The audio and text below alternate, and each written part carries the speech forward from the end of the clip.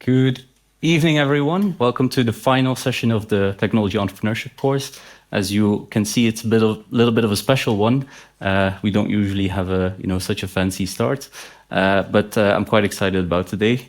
Special not just because it's again not just one speaker, but multiple speakers. We have Silvan and Markus here. More about them soon. I'll first give the word to another person who is very relevant in this entire ETH entrepreneurship ecosystem, and that's Frank Flüssel. He's the head of ETH Entrepreneurship. He's going to give a few words about himself, ETH Entrepreneurship, and everything that's to offer. Please, Frank. Perfect. Thank you very much. Hello, everybody. Great to be here. Yes, quickly a few words about myself. I studied here at ETH. I studied electrical engineering in the last century. The Maxwell equations were already annoying then. I co-founded ETH Juniors in 1997, had my own company then from 1999 on to 2017. Spent some time in the family office area, built my own crypto fund, and then 2.5 years ago came back to ETH to give back to the next generation, to have some ideas, and to experience a bit how it is working at ETH. So in my entrepreneurial career, the one topic that I thought always was super interesting is something I also want to give to you guys. It's the books. Voila. Okay, so I brought you 3 books in case you're bored at Christmas, have eaten all the cookies. 3 books I believe are very important for you as an upcoming entrepreneur. First one, it's on the left side, Robert Cialdini, Psychologie des Überzeugens. In English, you find it's called Influence. It's an amazing book of a topic normally ETH people don't really have or get. It's sales. Sales is a skill set you will need to have because sales is all you do as an entrepreneur. You sell your story to investors, to possible employees, to yourself, to everyone. So basically, the sales skill to have is an important one. And you cannot just say I have it or I don't have it. It's actually a skill set. For example, a little hint. The psychologist says if you start a meeting, and in that meeting in the beginning, you give your counterpart something, short little gift, small little gift, can be whatever, a cup, a glass, a mouse mat in times for people who use mouses. Anyway, some short little gift. You will implant in that person's brain the willingness, the absolute urge to gift you something back. And that might be actually your contract you were looking for, right? But it's one of these little tricks, so it's worth reading that book. In the middle, a very important book, Stephen Covey, The 7 Habits of Highly Effective People. I think it's really one of the foundational books on self-management because it's very simple. If you can't manage yourself, you cannot manage your company. So all the management stuff starts always with managing yourself. Ideas like sharpen the saw, right? The guy in the forest who's like crazy trying to get down that tree with the saw. The guy comes by and says, dude, this saw is not sharp anymore. What are you doing? Like, shouldn't you do a pause and sharpen? No, I'm busy. I have to really cut down that tree, right? If that sounds familiar to anyone, then they should read that book. Third book, Warren Harnish, Scaling Up. Might be for the next phase of your entrepreneurial journey. Scaling Up is a book from, I would say, the top coach in the US. He's one of the co-founders of the Entrepreneur Organization. He's been a coach for 25, 30 years. I met him personally in Boston when I did at the MIT a course. And he has seen them all. He has seen Zuckerberg when he was starting. He has just pretty much Uber everyone, right? And he came up with some quite interesting ideas, like the one-page strategic plan, B-hack, all of these things that you sooner or later will encounter. It's very practical. Absolute great book to read. Excellent. So now comes a quick ad for entrepreneurship. What did we do this year? This year, in case you have missed it, you missed something big. So we had finally the new guidelines gone through the school board. So now we have new company creation guidelines, which means if you work in research and you want to take a research result to the market, you can go and get the spin-off label. If you're a student, which you are, and you have an idea, and you want to start a company, you can come to us and you can get the startup label. So now ETH has spin-offs, research-based companies, and startups, which are student ideas based, some crazy shit. Pardon my French, but anyway, This is a new label we give out for ideas that want to go to the market, that are not based on research, but are based on ideas of ETH people, meaning of you. So have your idea, come to us and get your label if you want to. We do a lot of activities as well. One of the great activities that we're doing together with our partner UBS, who is supporting us, is so-called Opportunity Accelerator. This is only open for startups. And there you get a 3-month program where we're trying to help you really to get up to speed and to take that first step of how to found a company, how to really get out in the market. It's running right now until January. And then we have a second cohort next year, middle of next year. What we're also doing January next year is the Deep Tech Investor Summit. Just in case you're bored, you can come to us. We have 2 days of panels on technology and 2 days of 2.5, so 2 half days panels and 2 half days pitching events of about 100 spin-offs. They're also all in the main building. If you want to become a co-founder, they're all early stage spin-offs or startups.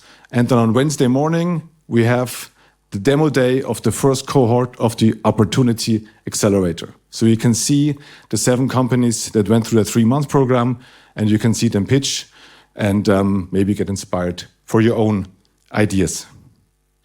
Now, when I joined ETH and I started to talk to co-founders of the diverse companies, I always realized the discussion of issues with your co-founder is one of the most common topics that I heard, right? It's a bit, it's a relationship, right? Tonight, we have 2 of the all-time greats here, Silvan Mühlemann and Markus Popp, co-founder for over 25 years. And just to give you an idea, they started in a time before smartphones, right? Crazy. Anyway, give it a hand for these 2 and enjoy the evening. Maybe a very quick word before I leave the floor to Silvan and Markus. We're doing things a little bit differently today. So we'll first give the floor to Silvan and Markus. They'll do their presentation freely. Of course, we always like to have as much as possible your input as well, but we'll do that afterwards. So you'll at some point receive a QR code, not this one, although check it out as well. You'll receive a QR code where you can post questions on a Padlet, and they'll be then read and distributed as such. But for now, Silvan, Markus, floor is all yours. Thank you. Thank you.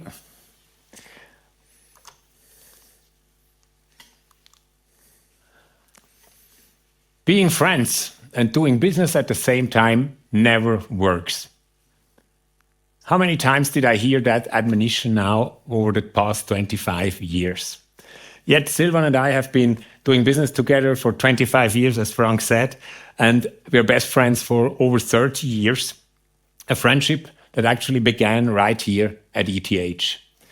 We were typically found sitting in the last row up there, consuming crazy amounts of Coke, and typically we were planning our weekend parties instead of meticulously following the lectures. So we will have to keep a close eye on you guys up there during that lecture.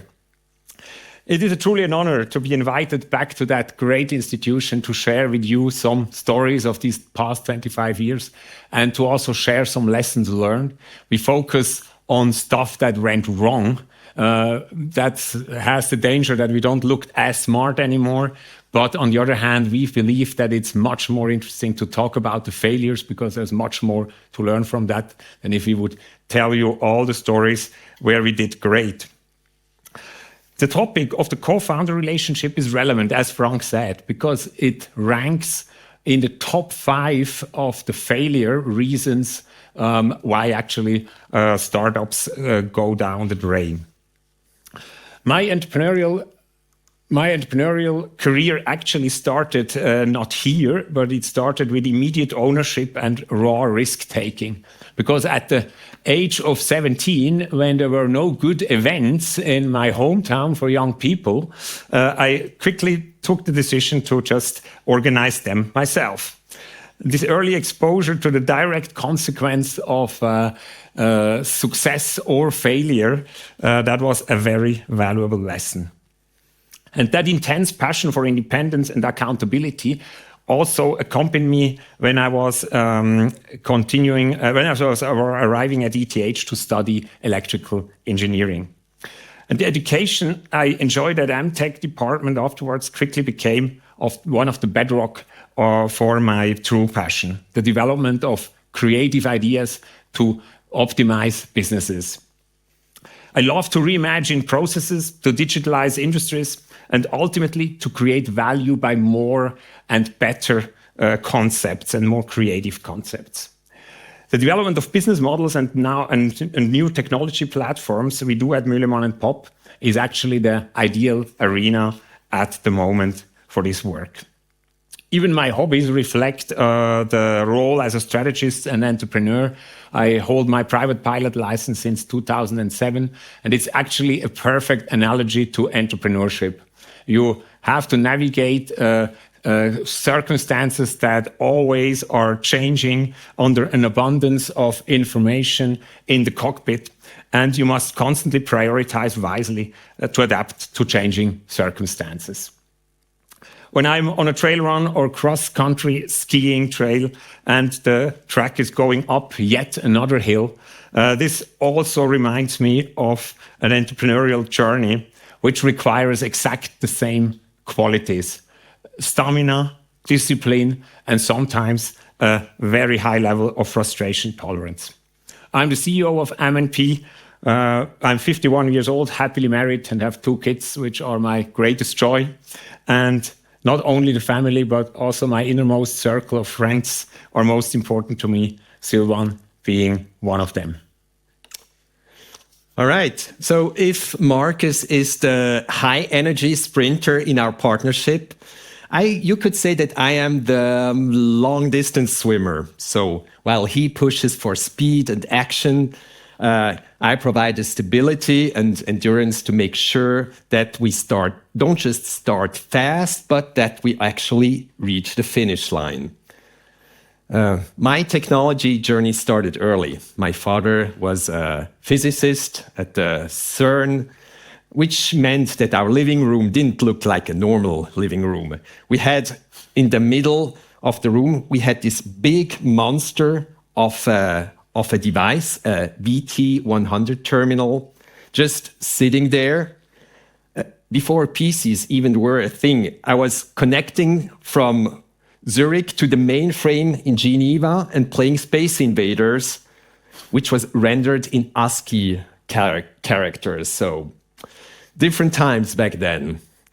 And when I was 12, finally, we upgraded to a Commodore 128D. You can see me here. D stands for disk drive, which was a luxury compared to what we had back then. We had cassettes to record, to store the games. Yeah. But there was a catch. My dad gave me a hard limit. So he said exactly 1 hour of computer time per day.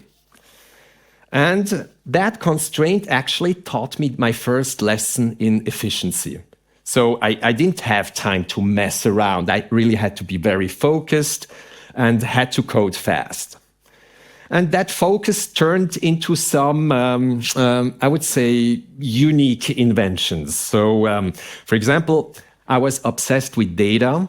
I built a wind speed sensor using halved tennis balls. You know these anemometers, I think that's how they are called.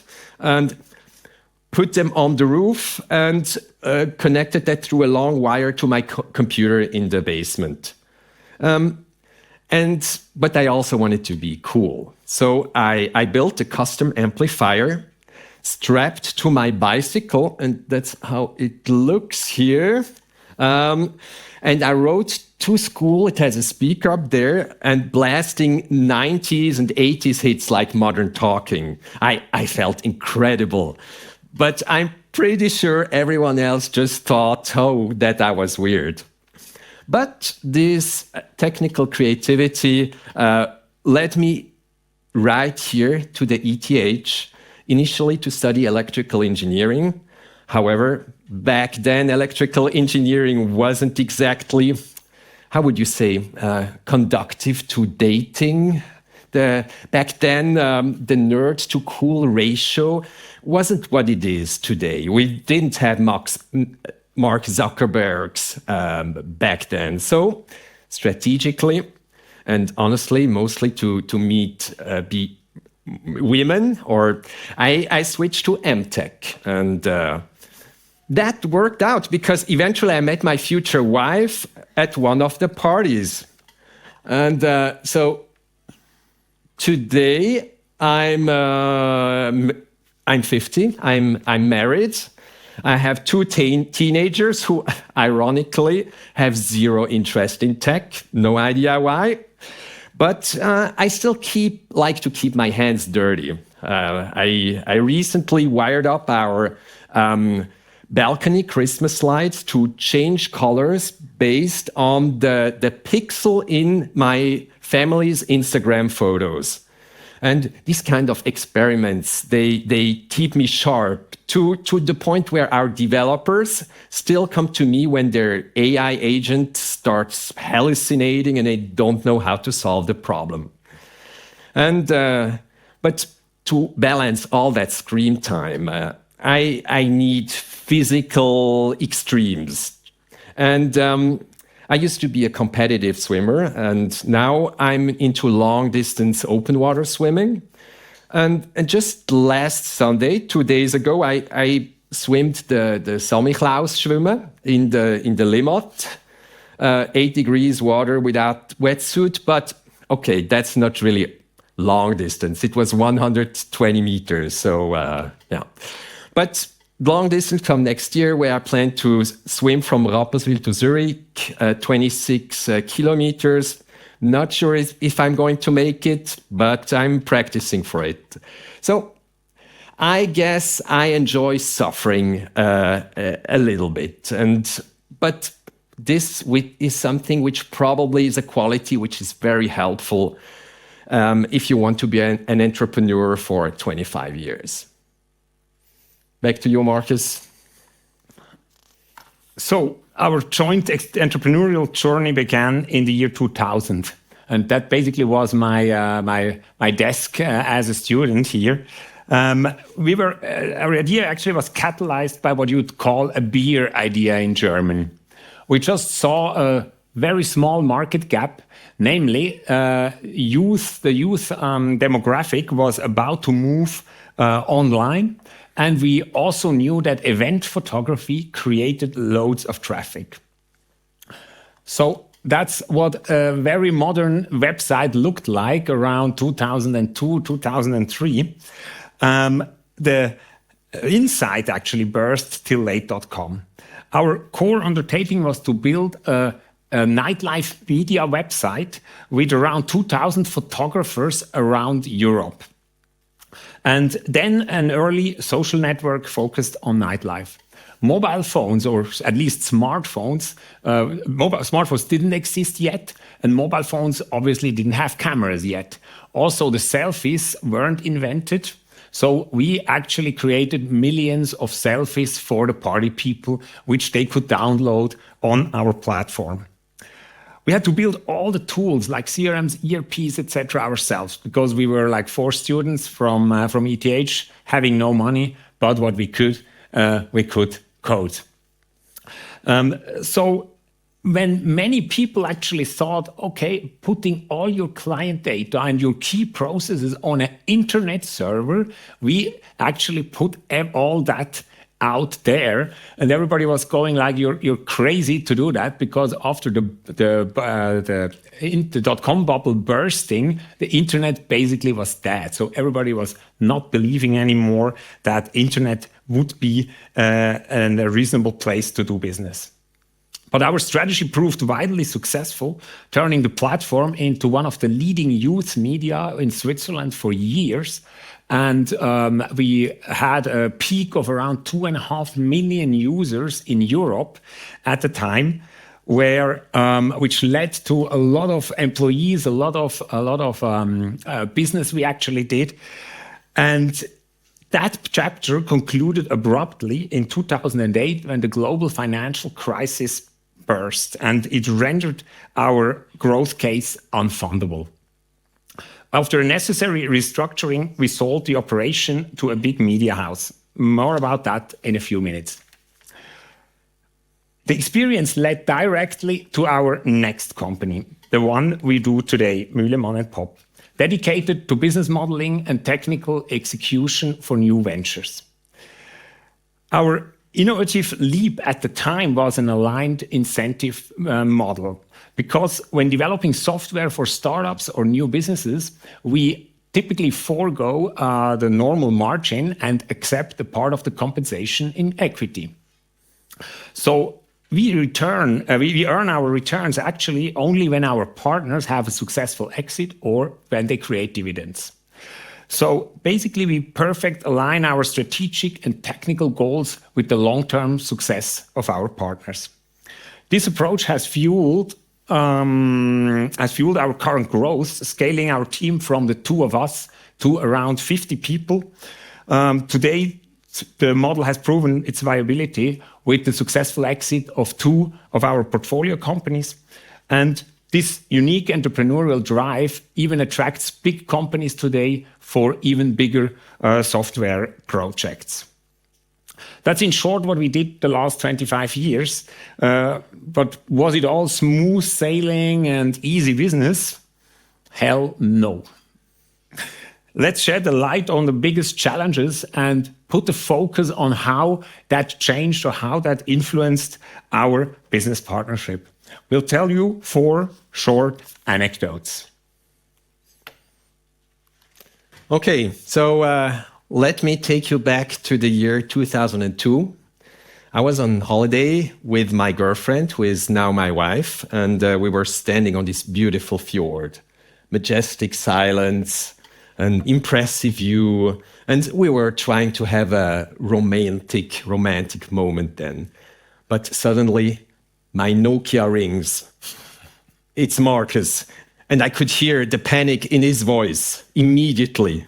He says, "Silvan, tillate is gone. It's not reachable. The site is dead."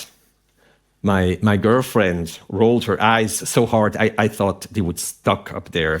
But it wasn't the first time that Markus crashed our romantic holiday vacation. But this time it really sounded serious. I ran back to the hotel. Now, you have to understand the tech landscape of 2002. There was no Wi-Fi, there was no mobile data. I had to hunt down a physical Ethernet cable in the hotel room, plug it into my laptop, connect to it, then log in via telnet, like this old terminal system, command line hacking tool, to see what was going on.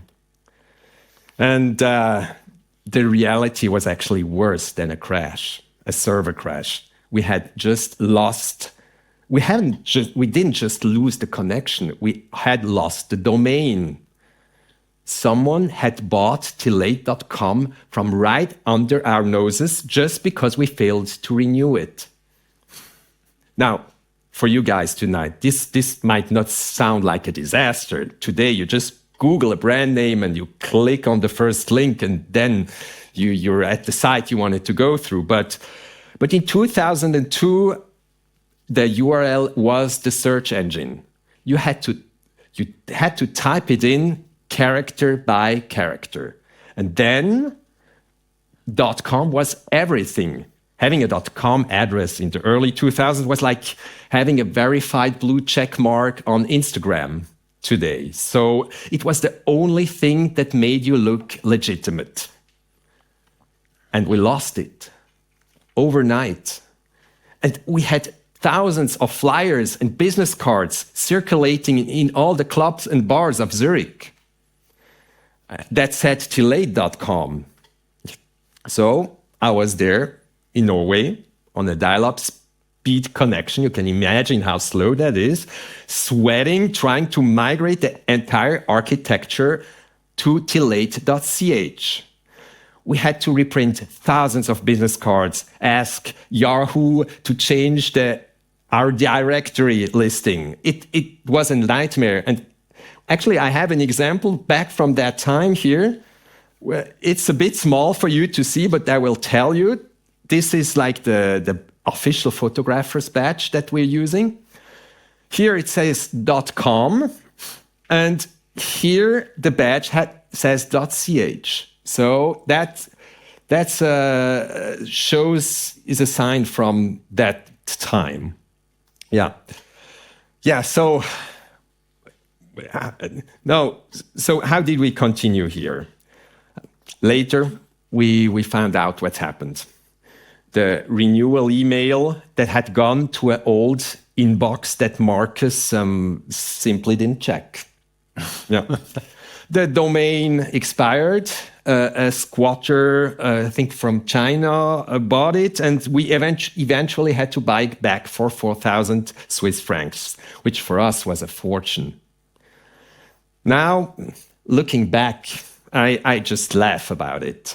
But in that hotel room, I honestly thought, this is it. Business is over. But here's the key point, and maybe the reason that we are still standing here 25 years later. I didn't kill Markus. I didn't scream at him.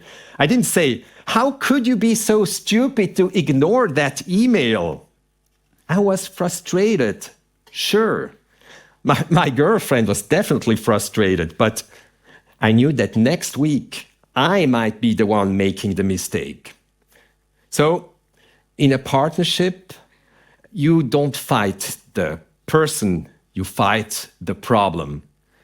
So we fixed the domain, we paid the 4,000 francs, and we moved on. And that's probably the only secret there is. I can share more details at the aperitif how that could happen. Well, during tillate, we proudly showcased what every startup founder puts in his pitch deck today, namely the perfect exponential hockey stick revenue curve. But for us, it wasn't a fantasy, it was reality. It was exactly how our revenues were developing. By 2007, we operated at a margin of around 30%.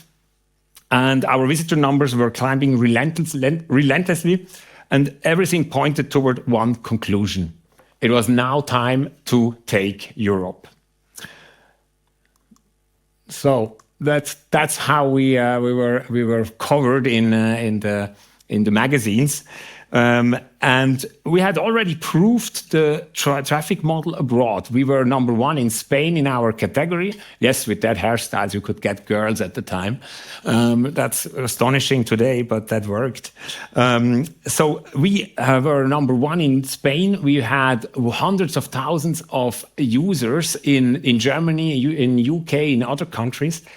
And the momentum actually felt unstoppable. So we launched an ambitious international expansion campaign. And of course, the critics had opinions. So building up an operation with around 2,000 part-time photographers across major cities in Europe, that's basically going to be impossible. But raising growth capital with your financials, don't worry about that. That's they will line up and want to throw money at you. Ironically, exactly the opposite happened. Just as we entered the critical phase of our funding, the global financial crisis detonated. Banks collapsed and investors evaporated. They were probably the first cases of ghosting at that time. And none of them was in the mood to finance an ad-based business model anymore. Especially since many thought that Facebook will swallow up the whole internet anyway. And for us, this was pretty much a disaster because we actually already financed much of the riskier groundwork with our own cash. So that's how the newspapers looked after that sensation. The plan was to use the investor capital actually to build up our B2B sales. Because if you have loads of traffic, that doesn't mean a lot if you can't monetize it. And without additional sales guys, we couldn't. what followed became one of the toughest chapters in our entrepreneurial journey. We had to lay off many talented people who tirelessly worked on building the foundation, and we restructured the entire operation painfully, piece by piece. In the end, the setback cost us the European market leader position, but also the chance to scale the business to its full potential and probably a larger exit than we had. Now, how do you manage such a situation with regard to your co-founder partnership? Well, first of all, look around you and look for someone you can blame. Obviously not. We handled it very simply. We just calmly discussed the reasonable next steps. We determined what is necessary together and just did it. And one of the important factors actually were the very aligned values. No blaming, no complaining, just sober analysis. And luckily, actually, no one of us was very money-driven. So no one had harder feelings in that situation than something like, okay, we just lost a few points now in a game. We were in this together when we were winning, so we were also in this together when we were losing. Thank you. Okay, I will resolve that quiz in a couple of seconds, what this is and what it means. So this story, which happened in 2017, was probably the moment we were the closest of breaking up.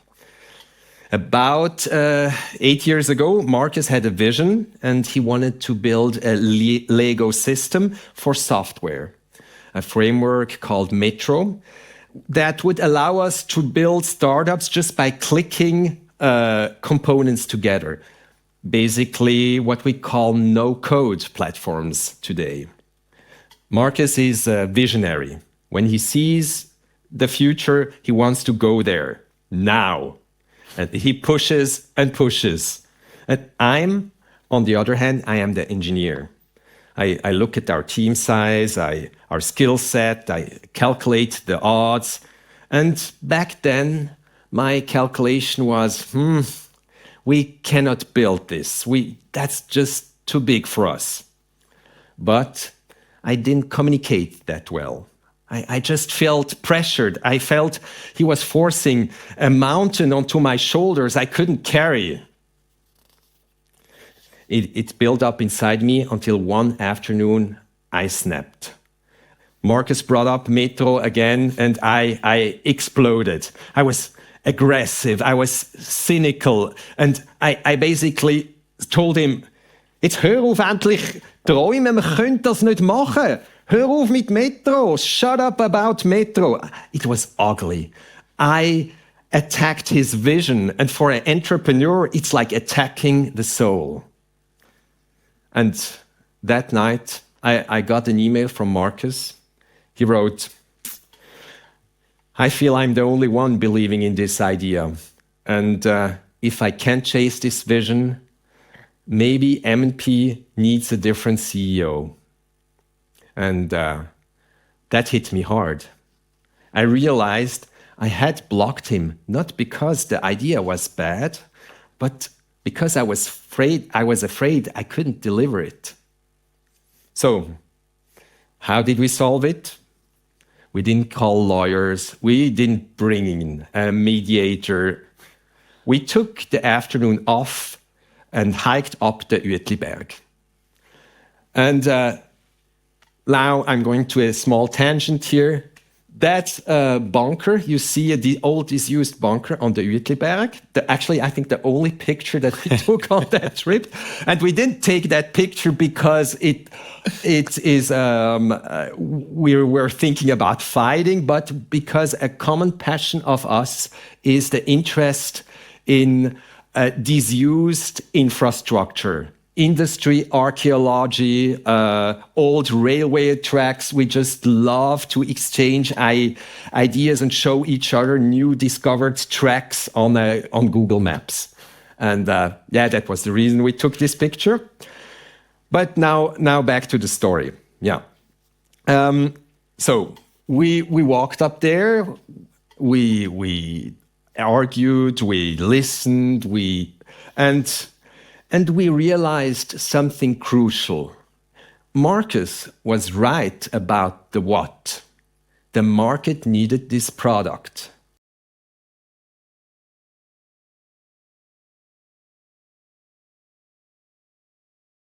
A global no-code platform. The irony is, years later, companies like Bubble or Webflow appeared and built billion-dollar businesses doing exactly what Markus predicted. So his intuition was spot on. But because we compromised that day on the mountain, we didn't burn out our team trying to build something that we weren't ready for. We built a smaller, working version instead. The lesson for me was, as a co-founder, you don't always have to agree on the path, but you have to respect the vision. And sometimes the best boardroom is the hiking trail.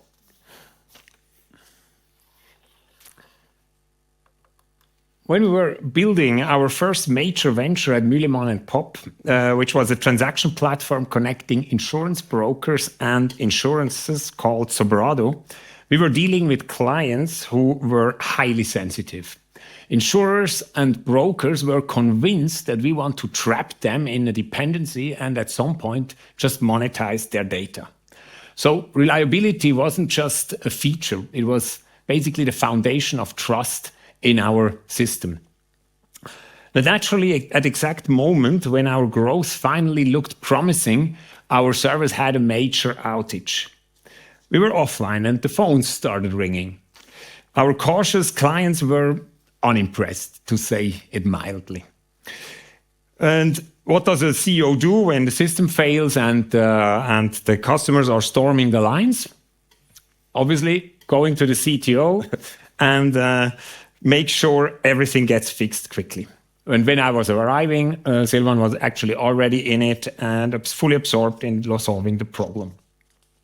After some time, I started adding pressure, because that's what a CEO does instinctively in a crisis, because we actually want to be online quickly again, right? So at the very moment, actually not the server were the problem, actually it was me, because I was basically disturbing Silvan in doing his job. So the pressure, it was obvious, doesn't make Silvan faster. If anything, it slows him down. He's not someone who responds to urgency by trying harder. He's already giving everything he has, and additional pressure actually creates friction instead of progress. And that moment became a turning point. I realized that effective partnership is not just about solving problems.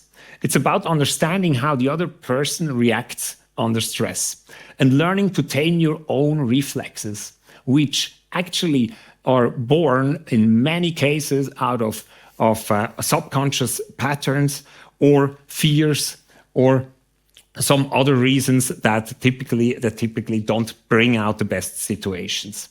For me, it meant resisting the urge to escalate when every instinct told me so. Silvan solved the issue professionally, of course, as he always does. My pressure actually would have not improved anything. It rather could have damaged our relationship and delayed the solution. Looking back, it wasn't the outage actually that taught me most. It was the lesson that real leadership sometimes means stepping back and not pushing forward.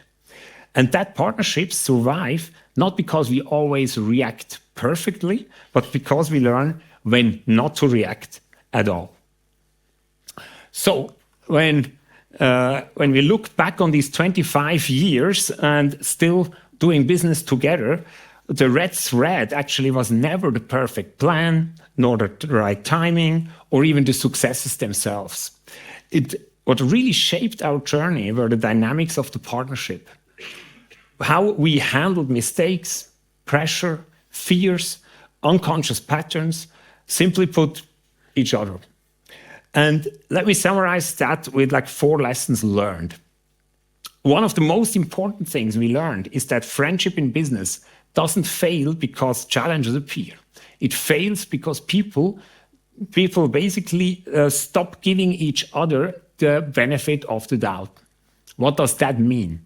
It means basically simply assume the best intention, especially if you don't know why someone reacted in a way or what really happened or why acted in a certain way. We made plenty of mistakes, sometimes costly ones, but what kept us moving was the choice to respond with trust instead of accusation. That simple discipline held the partnership together when things went rough, as you heard in these 4 anecdotes. We also learned that success can be fragile. Even with strong metrics and momentum, outside forces can shift everything overnight. Living through that taught us humility and reminded us that resilience is often more important than brilliance. And another central learning was that ambition and realism need each other.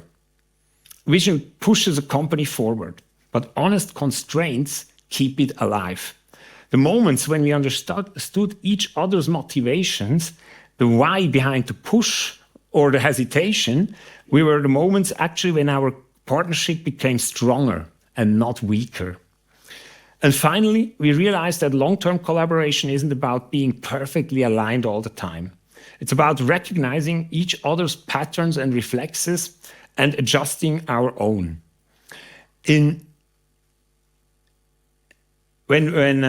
basically the point to understand when to step forward and when not to react, giving a situation more time, and that became a very powerful skill.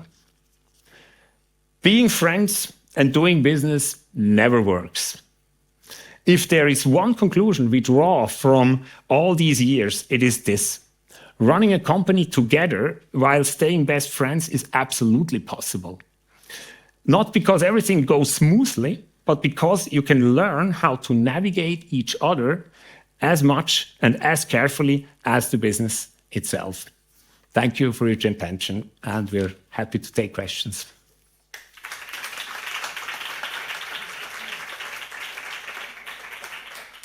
All right, thanks a lot. I'll quickly go to this one here. This is the QR code I mentioned before, so I have a couple questions prepared. I would invite all of you also to think of questions, scan the QR code and post them on the Padlet. I monitor them here, so I can ask them to Silvan and Markus. But first and foremost, thanks for the presentation. I think it was highly insightful. Some of the things you talked about is how you responded to certain situations when they occurred. But predicting response is sometimes very difficult. And I would like to take a little bit of a step back and talk about the very first decision, i.e. the decision to kind of work together and do this first company. What kind of was the kind of spark that made you make the decision, okay, for Markus, Silvan is the person I want to work with. For Silvan, Markus is the person I wanna go on this journey with. Actually, it was a very funny start.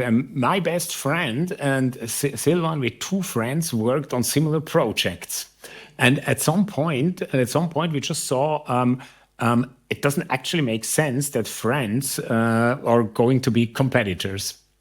So what we did was I know exactly the pub in London where when Andre and you visited me, we were deciding to kind of put the projects together because we were all friends anyway. So it was the most natural thing that we are not going to compete against each other with these similar projects, basically. So that was the spark, and something that was clear, since you are the most talented tech guy in the round, it was clear that the skill set was perfect like this. And what also was a motivation is that anyway, because we were friends, we knew each other for 5 years or 6 years almost at that time, it was kind of an easy choice, so to speak, right? So because we knew we had the similar values, we had no problems with each other personally, so that was kind of a clear path. Yeah, and for me it was actually an opportunity to create my build something so to bring my own ideas to life, and just doing my programming in my small 10 square meter room or for a large company, that wasn't really exciting. But with the start with Tillate, with Markus, who was able to sell those ideas that I develop, I thought it was a perfect combination, and so that's how it started. Right, great. And then, okay, you make the decision. Okay, we go for this. We go together for this. You have these kind of, voices in the back, maybe, or it's a common thing that's being said. Don't start a company with close family, with a partner, and so on. I think friends kind of maybe fall in that category as well. Maybe you disagree, but did you kind of make preventive actions, try to put in structural things such as doing some kind of co-founder contracting, working with regular feedback moments or something in order to prevent these kind of unusual, very, difficult situations coming up? Or was it all reliant on trust? It's very unprofessional, but we had neither of that. So we didn't have a shareholder agreement. We didn't have any co-founder contracts, etc., which I wouldn't recommend. Right? I mean, I think the if you have a setup like this and you trust each other blindly, then you can try it. But negotiating on contracts, in my opinion, is always a very good test as well, right? Do you find easy solutions, or is already the negotiation of the contract very cumbersome? And I feel always, contracts. How many contracts did we sign with clients and stuff? But we never actually had to take them out. But what the real value of a contract, in my opinion, is to synchronize the expectations. So, really, you want that clause in it, and why do you want that, etc. So, in my opinion, the approach we had is kind of super luxurious, because trust is the most sophisticated way to reduce complexity, in my opinion. Yeah. But still, if you're going into such a setup, like trying to negotiate a contract, in my opinion, helps a lot to kind of synchronize the expectations. And I wouldn't be able to answer this question, because I never read contracts. I'm totally uninterested in contracts, and I think all the contracts that you every time you give them to me, I don't read them. And in the past 25 years, it never happened that I was feeling tricked. And I have to say that's really a very comfortable situation for me. But also it is because I knew Markus for these years before, and the level of trust was really high between us. Yeah. And then you go about and you co-found Tillate. We have a couple of questions about this as well. This ends up with an exit. Who's interested in this kind of domain? How did the exit go? How was that experience for the both of you? I mean, the exit wasn't a smooth exit as you would expect, right? I mean, it was like the first few packages of shares we sold. That was super interesting, because it was really the peak of the second .com bubble. Everybody was going like, yeah, Web 2.0 and stuff like that, like around 2006. But then when this financial crisis came in, and it was clear that these business cases will have a very hard time in that under these economical circumstances, then the valuation went down, and we were really lucky that the big media company helped us to kind of get out of that cleanly, and So the last part of the exit for us wasn't interesting at all. I mean, from a money perspective. So, but the cool thing again was that no one in the founder team was kind of super money driven, right? I mean, we were never going to say, oh, we want to be entrepreneurs to get rich as quickly as possible, and that helped a lot, right? So it was just okay, yeah. Didn't work out exactly as we expected, so let's move on and let's found the next company together. yeah, pretty much that. Yeah.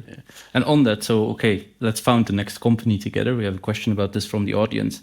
How do you evaluate when to really push through with an idea you have? I imagine there is quite a lot going on, or how to decide, it's enough, we've tried enough, and we iterate to the next one. Are there specific rules of thumb that you have there, or how do you go about this? It's a very good question. I mean, if you look at the expectation or the correlation between the expectations you have in a business model and the outcome at the end, I mean, then it's basically zero, right? I mean, we had like with the Sobrado transaction platform. I mean, we had so much headwind through politics in the industry, etc. And we talked about 5 times about stopping it because it was really difficult to get the brokers and the insurers on that platform, and therefore, I mean, it's very dependent of the game you play, right? Are you rather bootstrapping and being independent of investors very quickly? Or do you have all these investors in your back and who you're dependent of, and they basically make the pressure? So my personal view on this is don't give up too early, right? I mean, I feel many startups they give up very early when they face the first forms of resistance. Oh, okay, we went out and the clients didn't jump at us right away, okay, it's easier to walk away. I mean, if you look at how much time you need that people build up trust in your business, how much time they need to kind of learn that actually their processes are old-fashioned, and with your platform, for example, their processes would be much leaner, for example, etc. I mean, I'm always, as I said in the slide with the uphill run in the snow, which was a real image, by the way, that you need stamina and you need to push, and if it's a systemic problem, right? I mean, if you see that your customer acquisition costs is around 60% of what you can invoice during customer lifetime, obviously then you have a systemic problem, and then it's a dead horse you're riding, and getting off a dead horse sooner than later is obviously reasonable. But if you don't have a systemic problem in your business model, then I'm the one who pushes until I really know, okay, it's not worth it. So, yeah, it's a bit a long answer. Sorry for that. Yeah. Anything to add, Silvan, or you? Yeah, actually, when we think about the decision to found a new company, here we have a pretty clear separation of concern. I don't judge. I don't think I'm a good judge about whether a business idea will be successful. So I'm a good judge at whether it is possible to build it. So I'm focusing on that topic. If Markus thinks this idea makes sense, I trust him. And yeah, that works very well. Mm-hmm. I want to zoom in on one word in specific that you used, Markus, that it's bootstrapping. Because when I speak with founders, primarily of ETH spinoffs, but in general also with just students at ETH who think about starting their own company, oftentimes the way that they define success is, how much money can we raise in our seed round, in our Series A round? I'm wondering, I have a bit of a feeling how you think about it, but I'm wondering, how do you feel about that? Looking at our history, I'm the biggest enemy of raising a lot of money, because I just see a lot of cases where they go down the drain because this money basically corrupts the startup. Startups don't think in an innovative way anymore if they have too much money. So then you think, oh, I have to employ people, etc. And if I look back at our journey, having no money basically sparked the most innovative concepts. Just like having just 1 hour of time at the computer. True, exactly. Scarcity basically Absolutely. made you the programmer you are, right? Exactly. That's really true. And what I've experienced, right? Imagine we would have had a lot of money when we started tillate.com, right? There were experts from media houses telling us, guys, you don't have a clue how to manage such a business. They said, you have to buy this tool here and this tool there. And these were tools which you had to install on a server in your office, which kind of was, for us, it was crazy when we could create a central platform on, the expression cloud wasn't born there. So we said, we have to create CRMs and ERPs in the cloud, so to speak, and have a centralized system with all the processes. And that, if we wouldn't have done that, the platform never would have scaled. And why did this work? Because we didn't have the money to employ people. So we had to make sure that everyone, like the photographers in Barcelona, that they basically follow the same processes as the ones in Zurich. And if you have had money, then you would have employed an experienced IT guy, and then he would have bought these very old CRMs for media companies, etc. And that's why I don't think that just raising a lot of money is a good idea. Furthermore, if you look at, I'm totally baffled if I see that burning investor money almost became a business model, right? We just have to survive to the next financing round, and you see it in blogs where articles are, this startup has in German, there was a real article in German, diese Startup hat 10 Millionen eingenommen. And I was going like, no, these are not revenues. This is kind of a preliminary trust you get from an investor, which you can burn, kind of. But this is not. It sounded like it was revenue, right? And a last thought about it is, if you look at how much startup managements are distracted by financing rounds, I always ask, why don't you look for clients? In all that time you spend to find investors, find clients, because then you have feedback from the market. And basically finding clients is something you have to do anyway afterwards. So you have the double complexity. You have first you find the financing, and then you have to find the client. So why don't you find the clients in the first place and get the money? It is a bit simplified, but I think I would push as much on bootstrapping as you can, because it also gives you this independence and this freedom I love as an entrepreneur. What I hate is to be just the employee of the investor, right? Then I have to report to investors. And if I do it out of my money and do it with creative ideas, then I'm my own boss and not an employee of the investor. But yeah, I'm aware that that I have a certain passion for bootstrapping, as you probably found out. Yes, yeah. But you've walked that way, so I wonder, let's zoom in a little bit about bootstrapping. What do you think are the best practices? Because I do you mentioned customer acquisition cost, customer lifetime value. What are these kind of things that you do really need to track when you bootstrap a startup?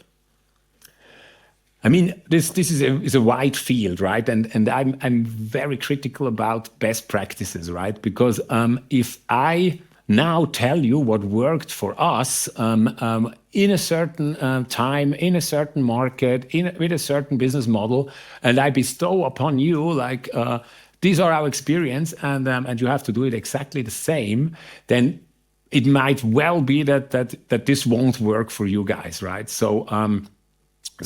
But what always is a good idea, in my opinion, is to really find people with a good network in the industry, to have a very early access to the market, so that you can already go to market with your concept, and to talk to clients and say, hey, if we would do this business model, if we would develop this product, would you sign a letter of intent that you would buy it? And as soon as it gets as concrete as that, then you get you get the feeling, because at the moment everybody is going like, oh yeah, it's a nice idea, it's really cool, but yeah, letter of intent, ooh, that's a bit too binding. I mean, letter of intent, right? I mean, then you know, okay. So I would. I mean, and that's the most important thing, right? If you find a few clients who are willing to open their wallet for your product, I mean, then you know you're on the right bootstrapping track, right? And finding a co-founder or a company like ours who are willing to go to share this risk, right? To say, if you find someone from the informatics department who is willing to say, okay, I invest my spare time to develop the first versions. I mean, then you're really on a good track, actually. Yeah. You mentioned a company like ours, Mühlemann Popp. We've had a couple of questions about what does Mühlemann Popp actually do? Well, what we do is most of the business is if an investor or a person with domain knowledge has a business idea, but he or she, they don't have the technological knowledge and maybe also need a certain entrepreneurial knowledge, then they come up to us and we help them build their business. So, and that's in general, it is mainly digital businesses involving technology. And and what's special here is that in many cases, and I'm not sure if I'm saying this right, we offered our development services for discounted rates. Or probably you can say it a bit more precise. More marketing like. Yeah, exactly. You see how he usually does these explanations. Yeah, I mean, basically, we're three companies in one. We're an innovation advisory. We are a software, like a very normal software company, and we are an investment company. And depending on who is coming to us, I mean, at the moment, bigger companies are coming to us and say, "Hey, we heard that you have a big AI expertise, so please help us." So then it's just a software company. If a founder comes to us and says, "Hey, I have this brilliant business idea. I know I can access that market," we will together in the innovation part, we were going to develop the business model together.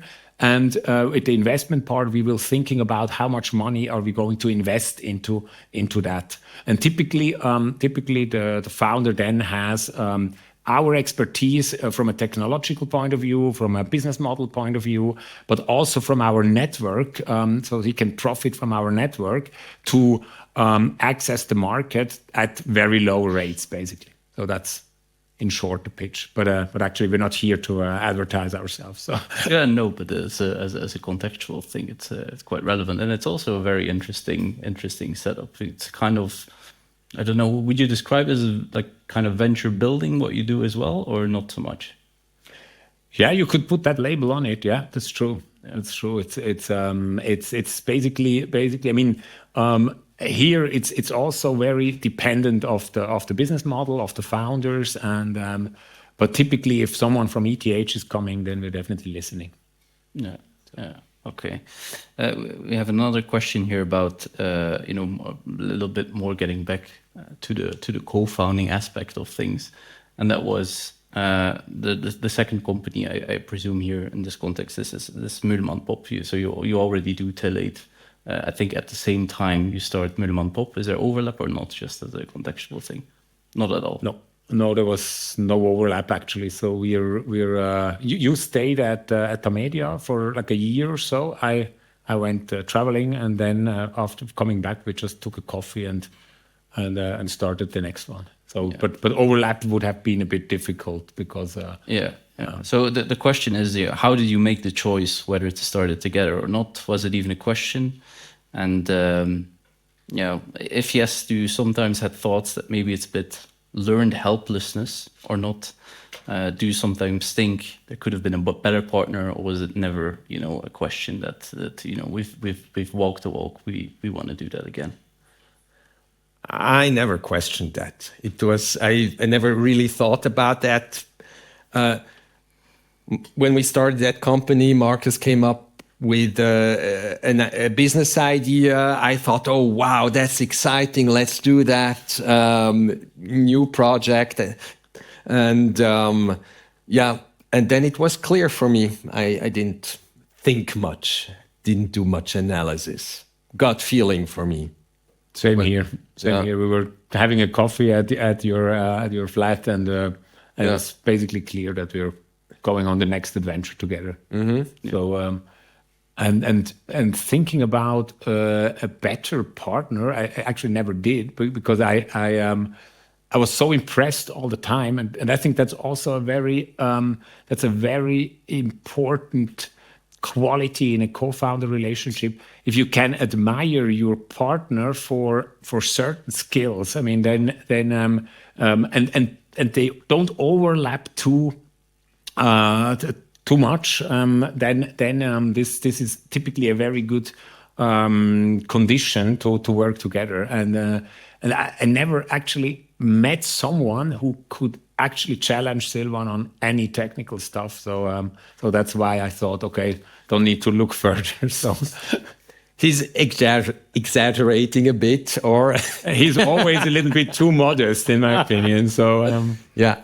And in my case, I've never seen someone who can speak about his visions and ideas with so much passion, and also not being afraid of any of a no, of any rejection, exactly. Yeah, that's although there's a load of fear, actually. We have to just overcome it. Yeah. So it's a combination of complementarity and kind of trust and friendship. Absolutely. And we already noticed that that during the when we were studying here, I was so impressed how Markus built up his first business with these huge student parties. The inline night, I think, with how many guests did you have there? 1,500. I mean, not super big, but yeah. But I would never had the courage to try something like that. And he spoke to people, asked for cooperations, and he had so much energy, and I would have been so afraid of doing this just a single phone call. So yeah. So we have a couple more questions as well about Mühlemann Popp, and I think in particular about the different stages of companies you support, because I can imagine that, for example, if it's a really big company, that this kind of equity kind of thing is relatively difficult to make work. So how do you kind of work with that? What are the different companies you work with? Yeah, that's true. I mean, it depends a bit on who is asking, right? I mean, but still, even with like big companies like Evenito, like one of the leading corporate event softwares we co-founded, we actually started with Neue Zürcher Zeitung, so which is like the newspaper, which obviously we couldn't get shares of NZZ, but we made an entrepreneurial deal so that we have this entrepreneurial upside out of that, for example. Or if it's a bigger company who says, hey, we want to create a digital subsidiary, then obviously we would have shares in this subsidiary and not in the kind of mother company or in the holding of that company. With everyone who is starting, I mean, Sobrado, we started with a guy who founded one of the leading insurance brokers, and there we just founded a new company, and we got shares of that new company, and then this just grew, and we sold it later. So the setup typically is quite tailor-made onto the certain case. Mm-hmm. Mm-hmm. Okay. So yeah, you mentioned that sometimes these kind of partnerships are maybe not really in the way, but are sometimes a bit of a stumble block for relationships as well. And we had a question from the audience about families in general. When did you start thinking about building a family and raising children as you are on this kind of entrepreneurial career? You were quite early, right? Yeah, for me, when I met my wife in the same year when we started Tillate, and that's why she was already used that I was working during the weekend, or that when we were on a trip that Markus called sometimes, and lots of domains. Yeah, exactly.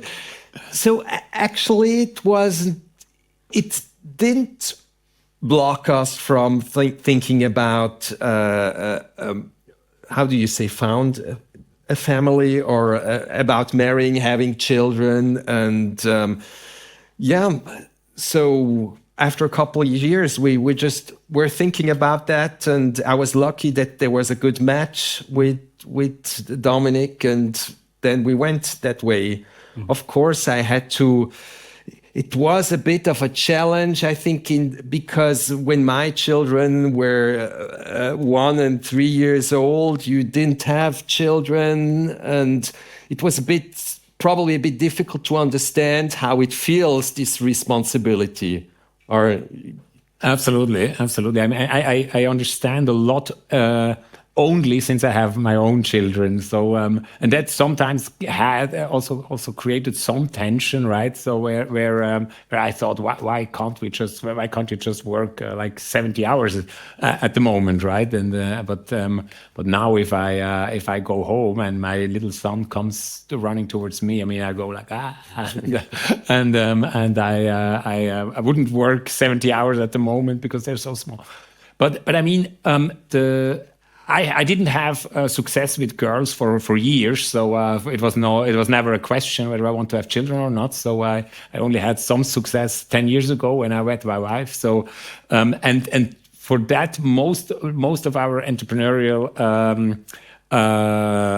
journey was actually done, right? So M&P had a certain standing, so it was a little bit easier because much of the building up of the company basically was done, right? And then and that was, for me, that was a good situation, because like building up the company and having children at the same time, for me, to be honest, would have been too big a challenge, to be honest. And I think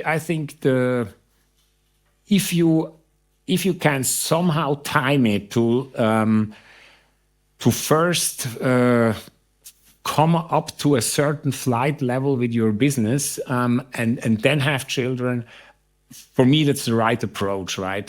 But I've seen entrepreneurs who at the same time when they built up the company. But for me, the stretch, I mean, because children are so cute and you don't want to miss a minute. The stretch between the entrepreneurial challenge and taking care of the kids would simply be too big. So you mean just bringing them to daycare so that I can follow my entrepreneurial adventure for me wouldn't have been an option actually. No. So, but it's also a very personal question, right? I mean, some people have no problem to put children 5 days a week into daycare. For me, it would just not be an option. Yeah. The good thing in your case, she was in for after getting called on romantic retreats and so on. We have a question a little bit relating to that because, of course, when you do an entrepreneurial career, and especially if you invest a little bit of your own money, you're also putting that at risk a little bit.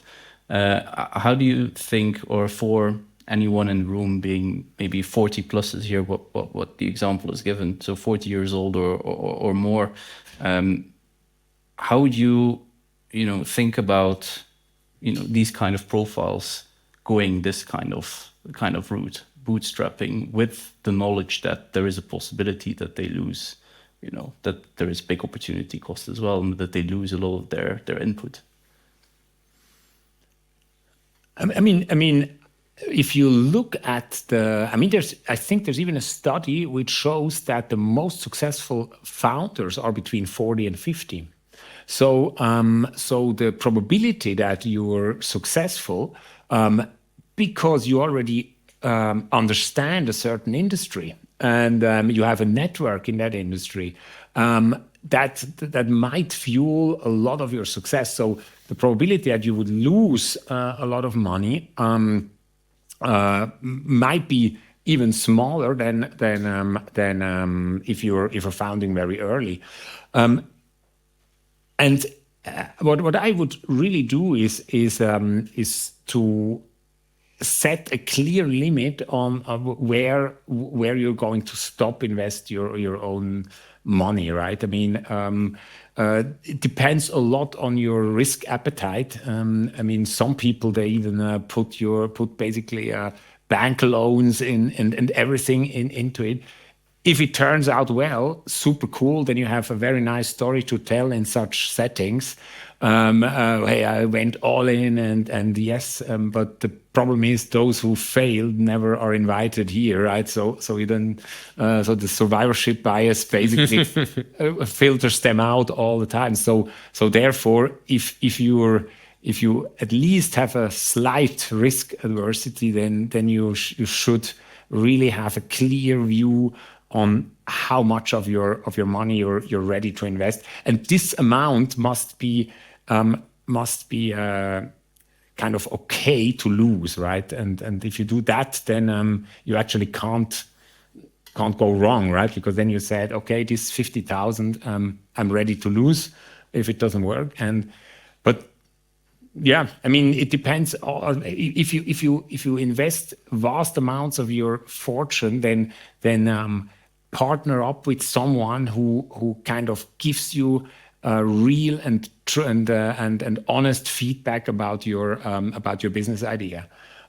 Because if you tell your business ideas to relatives and friends, and sometimes they just don't want to disappoint you, so they say, "Oh yeah, very cool idea," but actually they think, "Ooh," and then you go and invest all that money and boom, it's gone, right? Mm-hmm.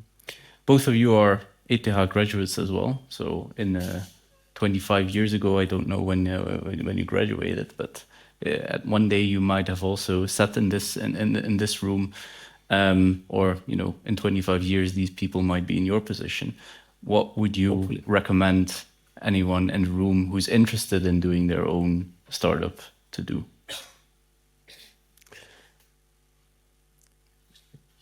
I don't have an answer ready. I talk too much already.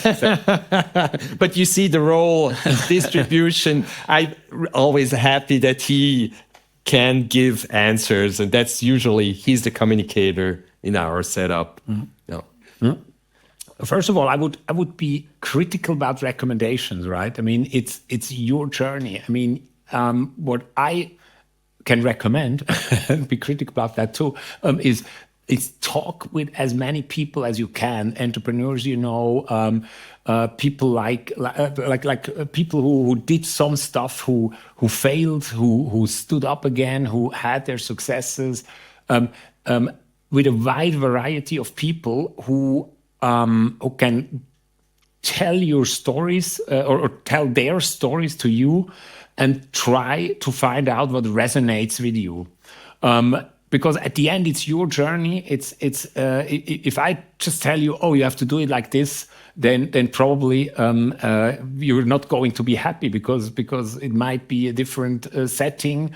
And if you really try to find out what stories resonate with you, if you say, guys, I just want to be as rich as quickly as possible, and you're totally fine with the whole VC game, then do that, right? Then don't do it because some bloke said bootstrapping is cool, then don't do bootstrapping, right? So I think the most important is at the end that you feel that it's the right way for you guys. And talking to a lot of people, and not only those who had a one-time success and then were going like, I'm the biggest person or the greatest person in the world, also talk to those who had failures or who are honest enough to tell you, to find out where did it go wrong or why did it go wrong, because there you learn a lot more than of this mystification of entrepreneurship, right? At the end, it's a lot of sweat, a lot of tears, and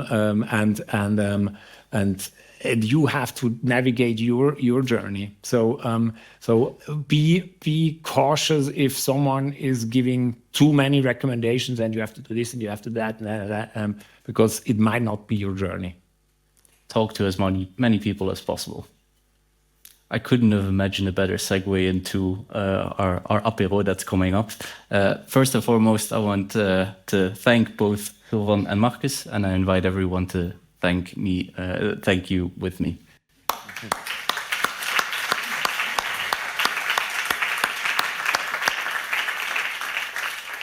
Then I realized I said the magic word apéro, which means that I stand now in between you and the apéro. But before we open the doors to that, I want to give the floor also to Amanda, who is the representative here of UBS, who has made a lot of this possible today. UBS is a strategic partner with ETH already for quite a while to support entrepreneurship in and around the university. But I think Amanda is more capable than I am to talk a little bit more about that. Thank you so much, Wouter. Well, yes, my name is Amanda. I work in the team of academic partnerships at UBS. Before telling you a little bit more about that and what we do specifically with ETH, I also want to say thank you. Thank you both, Silvan and Markus, for sharing your experiences over the past 25 years, your ups and your downs, and sharing not only, your experiences on a entrepreneurial level, but also from a very, very personal experience in a very candid way. So thank you so much for that. As a little token of appreciation, I think, Wouter, we have a little gift for you. So thank you for being with us tonight. Also, thank you to you, Wouter, for guiding the conversation just now and picking up all your questions that you had to Silvan and Markus. And also thank you to the team of ETH Entrepreneurship for supporting us in making this evening a success. Give everyone a round of applause. Thank you so much.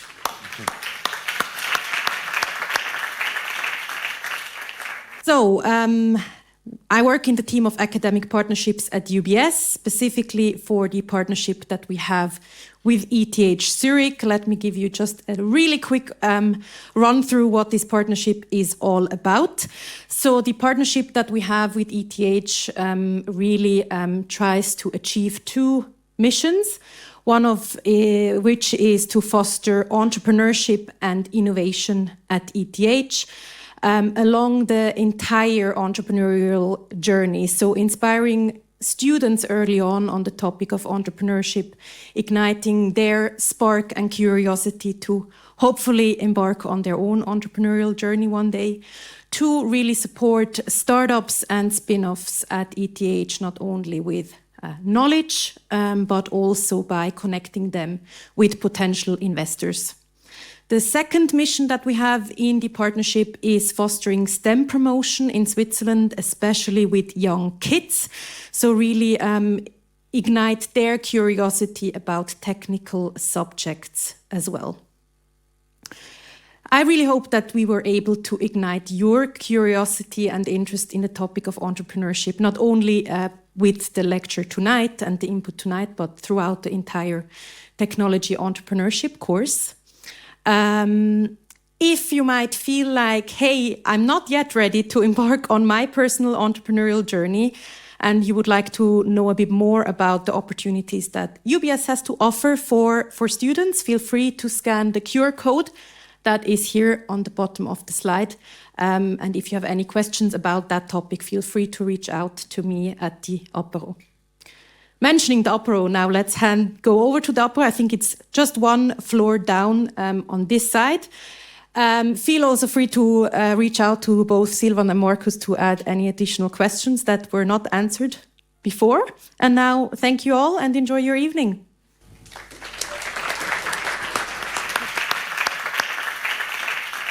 Thank you. So we see each other again next week, unfortunately, for the semester performance before we close out the entire course. You'll receive a little bit more information about that still in the coming days. It will be here and in the room just opposite this one, G3.